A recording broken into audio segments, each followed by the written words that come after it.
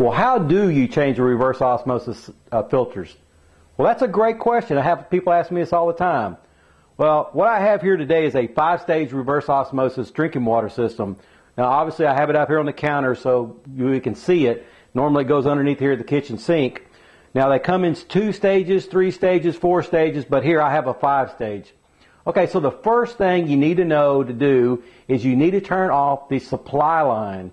Now, normally that's connected to the cold water side. If you get underneath the kitchen sink there and get on the cold water side, it has a shut-off, should have a T coming off there. And this is kind of what it looks like right here. You would just turn this off right here. Make sure the supply is off to it. And then another important thing a lot of people don't know is that you need to turn off the storage tank supply because it'll feed back into the system. So you simply just turn this knob like this right here to make sure that any of the pressure built up inside the tank doesn't feed back through the system.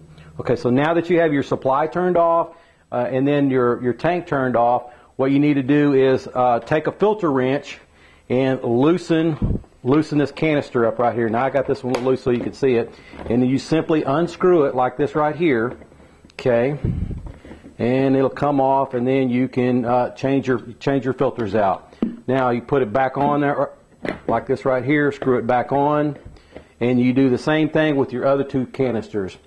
Now, if you're going to change out the actual membrane itself, you'll have to pop this up right here like this.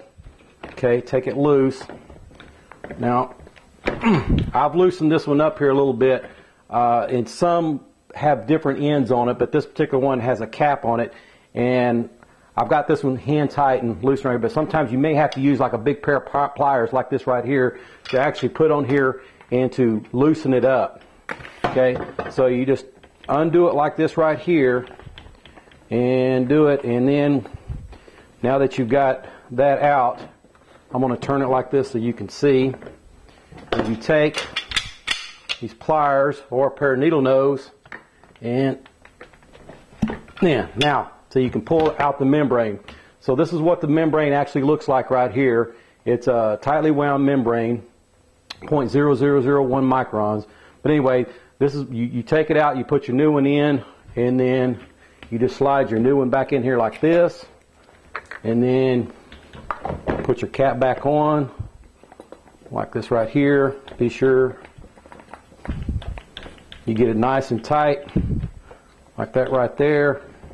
Okay, make sure all your canisters are tight on here. Then what you do is do reverse order. You turn back on your supply, check it, look around, make sure that you don't have any kind of leaks. Make sure you got a good and tight, good seal on it. And then turn on your tank and then watch it for a few minutes.